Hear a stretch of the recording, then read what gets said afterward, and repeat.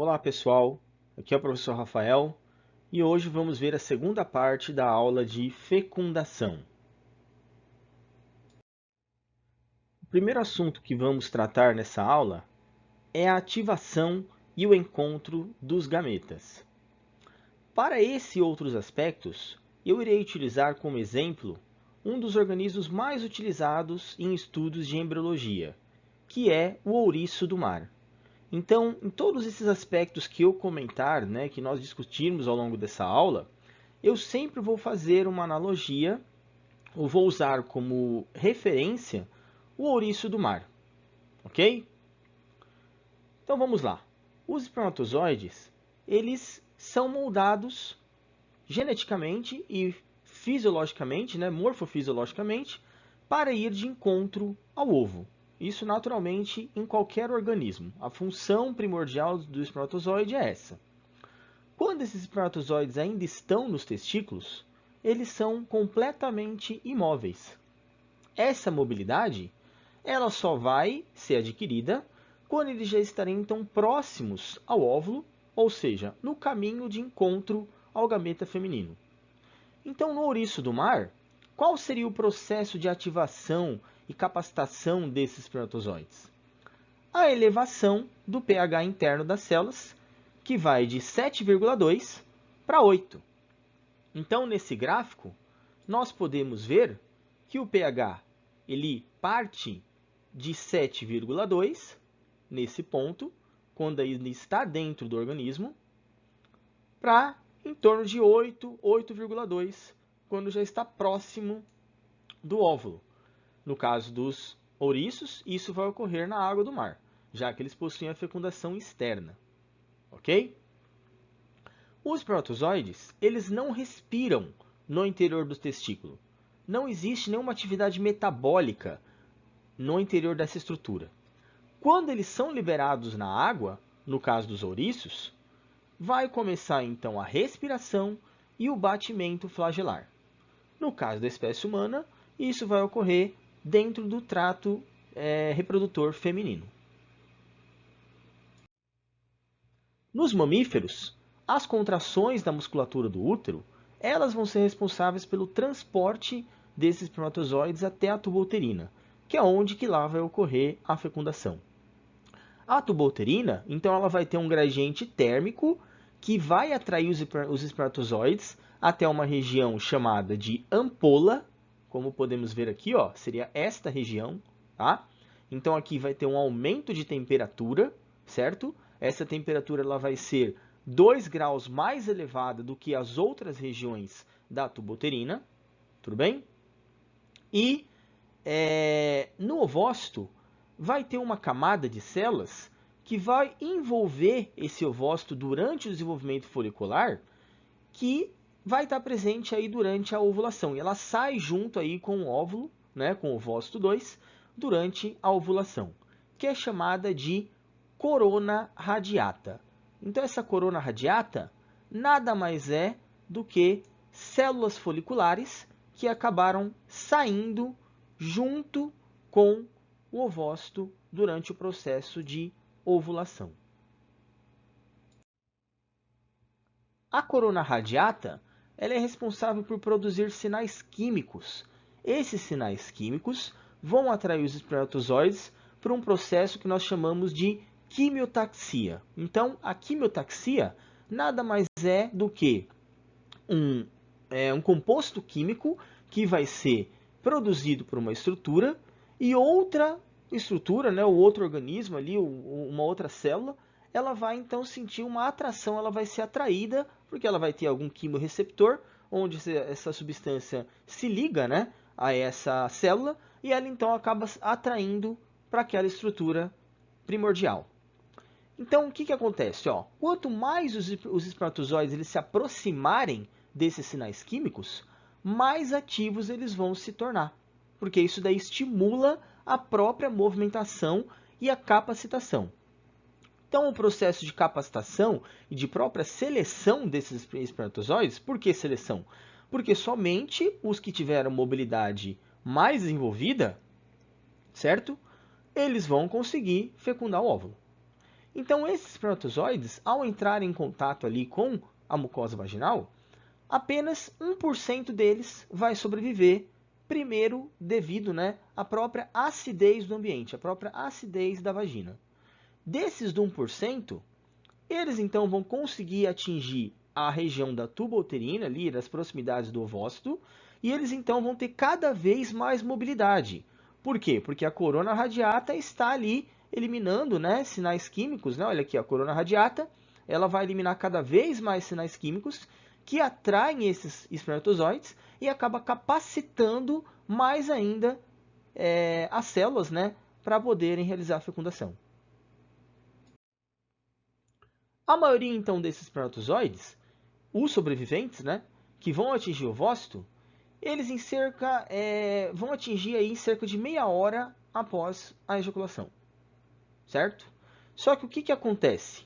Os estudos recentes, eles mostram que em quase todas as gestações da espécie humana, essas gestações, elas são resultantes de fecundação por espermatozoides que estão ejaculados a 6 dias antes do processo de ovulação. Então, esses espermatozoides eles têm uma vida relativamente longa. Eles vivem, né, entre aspas, né, em torno aí de 5 a 6 dias dentro do aparelho reprodutor feminino. E as gravidezes, né, geralmente elas são originadas a partir desses espermatozoides, não os mais recentes, né, que chegaram naquele ovócito. O que isso quer dizer para a gente? Que diferentes espermatozoides, eles teriam então, né, diferentes capacidades de sobrevivência dentro do aparelho reprodutor feminino. Alguns conseguem sobreviver uma grande quantidade de tempo, outros uma pequena quantidade de tempo. Esse período, então, no aparelho, né, reprodutor feminino, seria um fator determinante para a fecundação. Então, ou seja, né, o tempo de vida desses espermatozoides é o que vai determinar se eles vão ter a capacidade ou não de fecundar um ovócito. Os folículos de Graafi, né, o folículo maduro, ele vai então produzir uma substância, né, que atrai esses espermatozoides. Isso na espécie humana. Já nos organismos de fecundação externa, também vai ocorrer uma quimiotaxia, né, um quimiotaxismo ali. Os ovócitos, eles são recobertos por uma camada gelatinosa, que é uma proteína chamada de Resact, certo? Essa proteína, ela é altamente atrativa para os espermatozoides daquela espécie. Então aqui a gente tem a espécie que é o ouriço rosa, né? Que é o Arbácea punctulata. Esse ouriço, então ele vai produzir uma substância específica da espécie deste ouriço, que ela vai ser atrativa somente pelos espermatozoides dessa espécie. Não atrai outras espécies de ouriços. Então agora vocês sabem o porquê que não ocorre fecundação entre outras espécies, né? Não ocorre reprodução entre outras espécies, já que está tudo no ambiente marinho, né? Por que então uma outra espécie não fecundaria aquele óvulo de uma outra espécie? Por causa disso. No ouriço do mar, então, olha lá, ó. Quando esse espermatozoide toca na camada gelatinosa, alguns eventos vão começar a ocorrer. Então vai ocorrer a ruptura da membrana do acrossomo, que fica na parte anterior, ali na cabeça do espermatozoide, certo? Vai ocorrer a ruptura da membrana plasmática do espermatozoide também, que está recobrindo ali, né, esse acrossomo, e vai ter a fusão de duas membranas entre si. Consequentemente, vai ocorrer a liberação do conteúdo da camada gelatinosa do ovo. Então, a junção ali da membrana plasmática do óvulo e do espermatozoide, vai ocorrer então a liberação desse conteúdo gelatinoso dessa camada de gelatina do ovo, e isso nós chamamos então de reação acrossômica. É a primeira parte do processo de fecundação.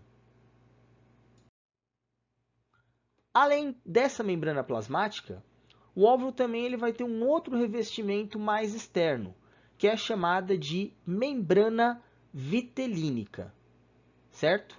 Então, a membrana plasmática vai estar aqui dentro do ovócito, ok? Recobrindo aqui as estruturas.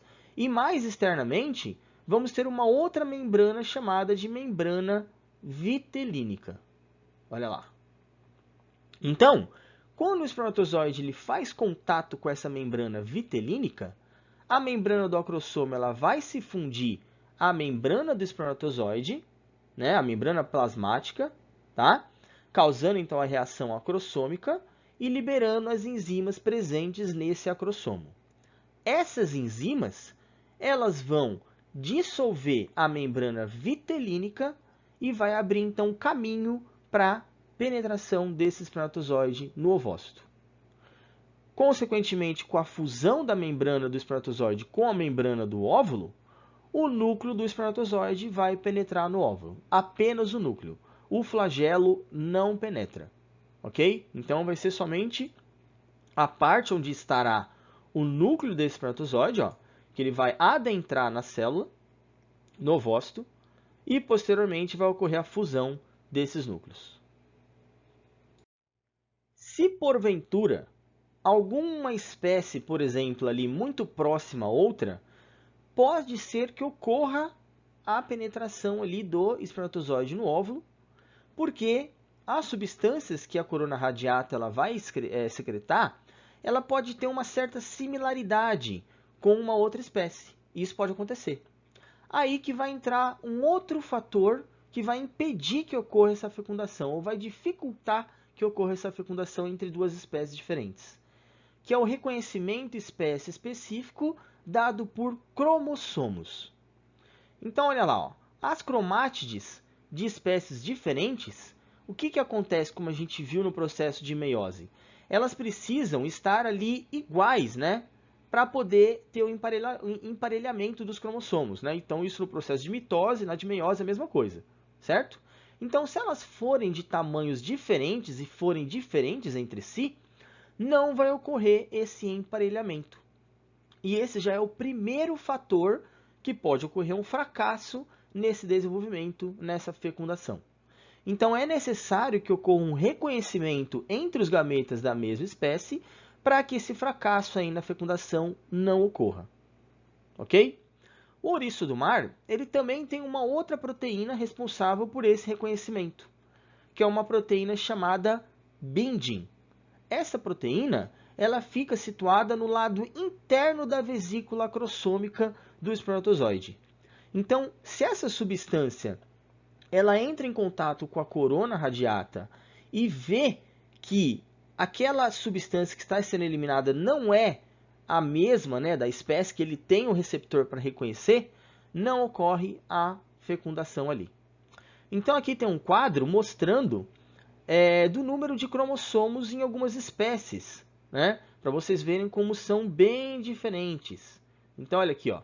Aqui a gente tem, então, por exemplo, se você pegar aqui a lombriga de rato, né, Ascaris univalens, ela tem o número de ploide ali, 2 cromossomos. Então, a ploide seria 1, né? O ratos, né, o rato de telhado, aí, o ratinho branco, de laboratório, 42 cromossomos a espécie diploide, número diploide. Nos seres humanos, né, Homo sapiens, 46 cromossomos. No cavalo, 66. Aqui em vegetais também, né, então no caso aí em pepino, ó, 14. No mamão, 18. E na aveia, 42. Cana-de-açúcar tem 80. Né, ó. Então olha que interessante. Essa proteína, então, a bindin, ela foi isolada em algumas espécies de ouriços.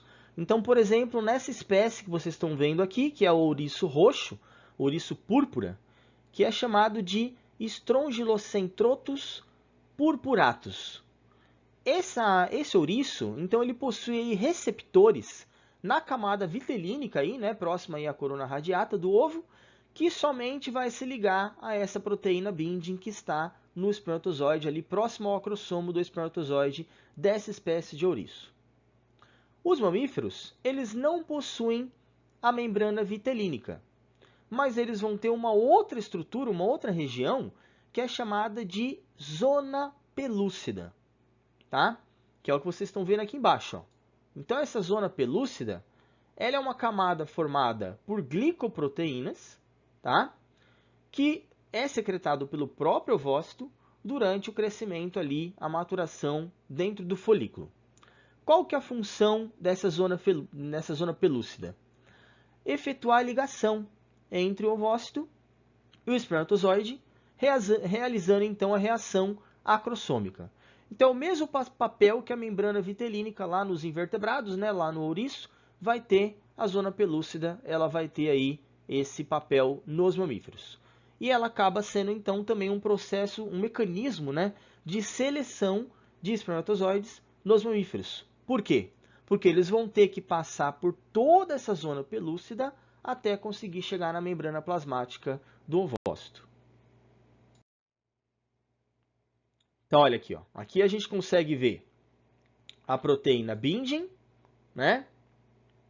O acrossomo, tá? Isso no espermatozoide, certo? E aí o que acontece? A reação acrossômica vai ocorrer quando essas enzimas que estão aqui dentro do acrossomo, elas forem liberadas, né? Então essas enzimas vão ser liberadas. Uma parte aqui desse acrossomo, então ele vai se evaginar, né? Então ele vai ir para fora, né? Vai se retrair, né? Retrair não, desculpa, vai se everter, tá? E essas proteínas aqui elas vão se ligar a receptores da membrana vitelínica do ovócito, tá? Ó, então a membrana vitelínica está aqui, né? Aqui nós temos um receptor e aqui uma proteína binding. Então, essa proteína binding, se ela se ligar a um desses receptores, vai ocorrer a fecundação. Se ela não se ligar, não ocorre a fecundação, vai ter o fracasso a partir desse ponto. Há um outro processo que também ocorre durante o processo de fecundação, que é o bloqueio da polispermia. Para que serve isso? Ele vai evitar que o óvulo ele seja fecundado por mais de um espermatozoide. Tudo bem? Então vocês já viram aí que as células têm conjuntos de cromossomos e esses conjuntos, eles de uma célula haploide, com a fusão de outro núcleo, vai restabelecer o número diploide da célula, tá? Então, diversos pares aí de centríolos, eles vão orientar as cromátides a ficarem aí num modo que nós chamamos de multipolar, tá? Isso daí resulta que as células tenham um número variado de cromossomos dentro dela, né? Então, ou seja, os cromossomos vão ficar divididos, né? Eles vão ficar todos distribuídos dentro dessa célula. Para que ocorre então esse bloqueio? Para que assegure a continuidade da espécie. Então, ou seja, só vai adentrar um único espermatozoide com um único conjunto de cromossomos que vão se ligar a esses cromossomos que estão ao redor, ao longo de toda a célula, tá? E vai ter um bloqueio que vai evitar que outro espermatozoide adentre quando um espermatozoide entrar primeiro nessa célula. Então, nos ouriços, esse bloqueio ele vai ocorrer de duas maneiras. Um bloqueio rápido, que é chamado de bloqueio passageiro, e um bloqueio vagaroso, que é o bloqueio chamado de definitivo.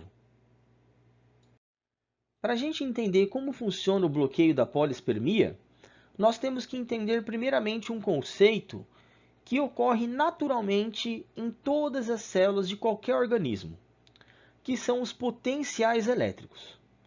Os potenciais elétricos, eles nada mais são do que movimentação de íons e moléculas que vão criar gradientes iônicos e gradientes elétricos, através aí das membranas celulares. Então, entre o citoplasma, né, olha aqui, entre o citoplasma e o meio extracelular de qualquer célula, vai ocorrer troca de íons, né? Então, alguns vão sair da célula e outros vão entrar na célula através da membrana plasmática. E isso vai formar gradientes de concentração, positivos ou negativos, tá? Qualquer processo fisiológico, tanto celular ou tecidual ou sistêmico, ele depende do potencial de membrana para que seja realizado. Então, por exemplo, um batimento cardíaco, processo de respiração, processo de contração muscular, processo aí de condução nervosa, tá? Tudo isso daí é coordenado através de movimentações de íons de potenciais elétricos. Então, os sinais elétricos vão coordenar esses processos no organismo. E o bloqueio da polispermia também é coordenado por esses potenciais elétricos. Então, o que seria um potencial de membrana? Olha lá, ó. Quando uma célula recebe íons, né, quando ela recebe elétrons, ela fica carregada negativamente. Então, a célula recebeu elétrons, vai ficar carregada negativamente, certo? Quando ela então doa elétrons, quando sai da célula, ela vai ficar carregada positivamente, tá? Então, olha lá, recebeu elétrons, negativo, doou elétrons, positivo. Isso vai formar, então, o que nós chamamos de potenciais elétricos. E as diferenças de potenciais elétricos entre as células. Então, o que nós chamamos de DDP, diferença de potencial elétrico nas células. Nas células nervosas, por exemplo, um impulso elétrico com mais elétrons, ele tende a se direcionar para o que tem menos elétrons. Então, ou seja, vai de onde tem mais, carga negativa, para onde tem menos, carga positiva. Tudo bem? Aí, então, as células vão apresentar uma certa diferença de potencial entre o meio interno e o meio externo, que é o que nós chamamos, então, de potencial de membrana. Tá?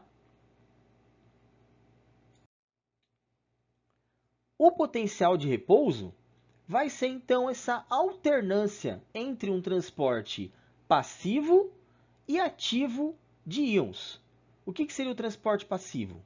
Onde não tem gasto de energia. Então, naturalmente, os íons vão sair por algum motivo dessa célula, tá? Por canais, né? Então, canais aqui que vão fazer com que esses íons sejam, né, eliminados ou entrem para dentro da célula, tá? No caso de uma alternância ativa, vai ter um gasto de energia. Então, a célula vai gastar energia para que esses íons sejam agregados para o interior da célula.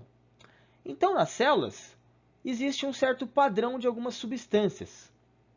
Por exemplo, o sódio, ele entra passivamente nas células e ele é expulso ativamente. Então, ele entra sem gasto de energia, mas a célula elimina o sódio com gasto de energia. Já o potássio é o contrário. Ele entra na célula de forma ativa, então ela tem que gastar energia para pegar esse potássio do meio extracelular para o meio intracelular, só que ele sai da célula de forma passiva, sem gasto de energia. Com isso, o meio externo ele acaba ficando positivo em relação ao meio interno. Tá? Isso é natural. É o que nós chamamos, então, do processo de polarização. O potencial de ação, que é o que muitos processos fisiológicos utilizam para realizar suas ações, né? Vai ser o quê? Vai ser uma variação brusca desse potencial de membrana provocado por um certo estímulo. Pode ser um estímulo ambiental ou um estímulo até interno, né? E geralmente, esse potencial de ação, ele vai ter 3 etapas distintas. Uma etapa chamada despolarização, uma etapa chamada repolarização e uma etapa chamada hiperpolarização. A despolarização seria a entrada de sódio no interior da célula. Então, como que vai acontecer isso aí? Vão abrir canais de sódio ao longo da membrana plasmática, tornando então o interior mais positivo e o exterior mais negativo. Por quê? Porque o sódio ele vai então entrar em grande quantidade na célula. Ela vai então se despolarizar. A célula ela tem que então se repolarizar para manter ali o meio sempre mais negativo do que positivo, né? Então, a polarização, como a gente viu, é o meio externo positivo e o meio interno negativo, certo? Para isso, com essa grande quantidade de sódio no interior da célula, vai estimular a abertura de outros canais, que são os canais de potássio. Esses canais de potássio, eles vão gastar a energia da célula e vão ser ali regidos por uma bomba, chamada de bomba de sódio e potássio.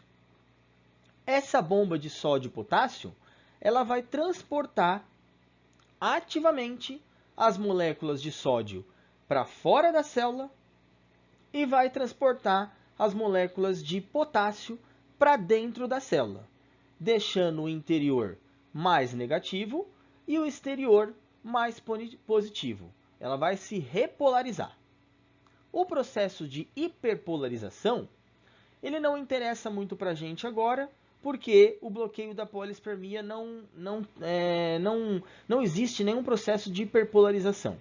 Mas ele seria basicamente o quê? Uma inibição desse estímulo, dessa polarização. Ok? Então, o bloqueio da polispermia, ele vai ser de duas formas, como a gente já mencionou.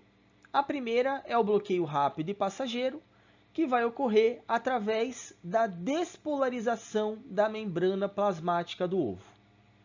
Então, olha lá, o espermatozoide, para que ele entre no ovócito, ele deve ter a sua membrana plasmática polarizada. Lembra que o meio externo tem que estar com uma carga positiva e o meio interno da célula negativa. E isso é uma membrana polarizada. A água do mar, ela tem uma grande concentração de íons de sódio. E isso deixa a membrana polarizada, porque vai estar mais positivo, né? uma carga positiva maior fora da célula e uma carga negativa no interior da célula. Tá? Quando então o primeiro espermatozoide tocar a membrana plasmática do ovo, ele vai despolarizar essa membrana. E aí o sódio passa para o seu interior, ao mesmo tempo que o potássio vai sair. Vai ocorrer um processo de despolarização da membrana. A célula agora, ela vai estar então com o seu lado interno mais positivo do que o lado externo. Tudo bem? O espermatozoide, então, ele vai possuir uma proteína capaz de abrir os canais de sódio. Esse fenômeno, então, de despolarização é o que vai impedir a entrada de outros espermatozoides no ovo. Porque se a membrana já está despolarizada, os outros não vão conseguir fazer com que ela se despolarize mais ainda. Então, eles acabam não conseguindo adentrar o óvulo. Esse processo ele é observado em anfíbios também, mas não existem evidências que ocorra esse processo em mamíferos. Ele ocorre em invertebrados e anfíbios, que foi o grupo aí estudado que se tem uma confirmação dessa ocorrência. O bloqueio vagaroso, ou chamado de definitivo, ele vai depender de uma reação chamada de reação cortical. Esse mecanismo ocorre em mamíferos. Então, olha lá. A despolarização da membrana do ovo, ela vai se estender em torno ali de 1 minuto. Após, o que vai acontecer? Por processo fisiológico natural, a membrana ela vai se repolarizar novamente, tá? Isso, teoricamente, permitiria novamente a entrada de outro espermatozoide, porque a membrana se voltou, né, voltou a estar polarizada, certo? Mas então, para que isso seja evitado, um outro mecanismo ele vai entrar em ação, e ele vai ser contínuo, que vai ser uma reação chamada reação cortical. a fusão e a posterior exocitose de glândulos corticais presentes na membrana plasmática, elas vão fazer com que essa membrana se torne inviável para a penetração de outro espermatozoide, por exemplo. Abaixo, então, da membrana plasmática, pegando lá um ouriço do mar de novo, vão ter lá pequenos grânulos, em torno de 15.000, que vão secretar proteases, enzimas que digerem proteínas. Então, essas proteases, elas vão dissolver a membrana vitelínica e vai desprender os espermatozoides que estiverem a ela aderidos. Então, após um deles entrar, os outros que estiverem ali naquela membrana vitelínica, tentando entrar naquela membrana que já está polarizada novamente, devido à reação cortical, essa membrana vai se dissolver por completo, consequentemente os espermatozoides eles vão acabar sendo expulsos, né? Eles vão sair dessa membrana. Com isso, vai ser criado um gradiente osmótico, né, de diferentes concentrações entre a membrana plasmática e a membrana vitelínica. Devido a esse gradiente formado, né, isso vai atrair água e vai formar um espaço entre as duas membranas, a membrana vitelínica e a membrana plasmática, que é o que nós chamamos de membrana de fertilização. Então, essa nova membraninha ali, que na verdade é líquido ou água, ela se forma e ela impede com que os espermatozoides adentrem, mais espermatozoides adentrem no ovócito.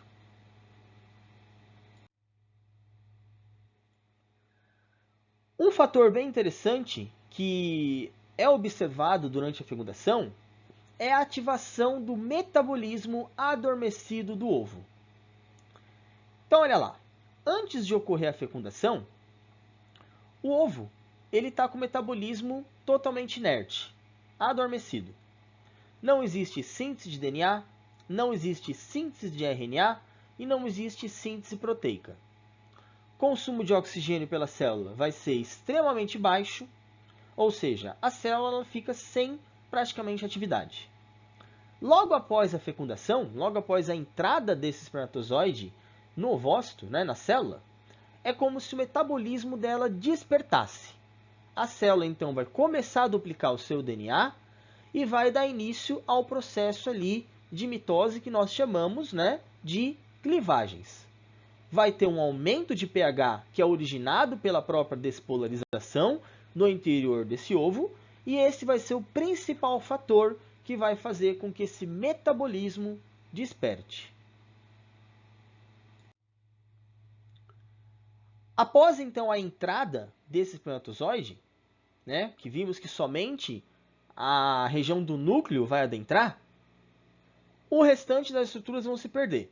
Então, o espermatozoide vai adentrar e vai perder basicamente todas as outras estruturas, o flagelo e o corpo. Somente então o pronúcleo ali masculino ele vai estar presente. Aí vai ocorrer a fusão, né, a união desses dois pronúcleos e vai se estabelecer o número de cromossomos da espécie, que é o que nós chamamos de cariogamia. Então, no ouriço do mar, em torno de 20 minutos após a entrada do espermatozoide no óvulo, já ocorre essa cariogamia, certo? Proteínas ali do citoplasma do óvulo vão formar um novo envoltório nuclear em volta desses dois pronúcleos e vai tá formado ali um núcleo único. Nos mamíferos, após a entrada então do espermatozoide no ovócito 2, o que vai acontecer, como já vimos? Vai finalizar a meiose, certo? Quando então terminar essa meiose, vai se dar tanto aí, né, a fusão do pronúcleo masculino quanto feminino, tá? E um período S das células entre ambos vai progredir individualmente para começar o processo de clivagem. Então, vai ocorrer ali a síntese de DNA para poder a célula então começar a se dividir. Os dois núcleos então eles vão se quebrar e os cromossomos maternos e paternos se misturam. e aí então uma placa equatorial vai ser formada, os cromossomos vão estar todos nessa placa equatorial e as clivagens vão se iniciar. Esse vai ser o assunto da nossa próxima aula. Espero que vocês tenham aproveitado e gostado da aula de hoje. Deixo aqui o meu contato para qualquer dúvida que vocês tenham fora do nosso horário de aula. Se gostaram do vídeo, deem uma curtida lá no canal. Não se esqueçam de se inscrever e ativar o sininho para receber as próximas aulas. Obrigado, pessoal!